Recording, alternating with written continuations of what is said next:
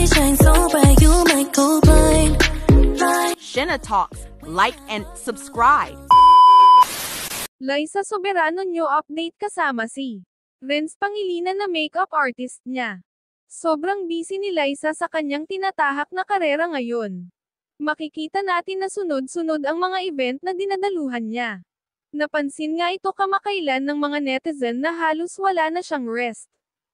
Today mabalitaan na nasa Pilipinas, tapos kinabukasan abroad na naman. Syempre hindi ito may tatago sa publiko kasi bawat event nila ay ina-update nila sa social media. Kaya naman nasabi ng mga netizen na si Liza na daw ngayon ang babaeng walang pahinga. Sabi din ng iba si Liza Soberano daw ay halos sa plane lang yung pahinga niya, siguro nga naman ito ang katotohanan. But still Liza Soberano na manage pa din niya ang pretty look at blooming every time na haharap ito sa camera sa tulong na din ng magaling na makeup artist niya na si Renz Pangilinan at syempre sa mga taong laging nakasuporta sa kanya. More blessings Liza Soberano.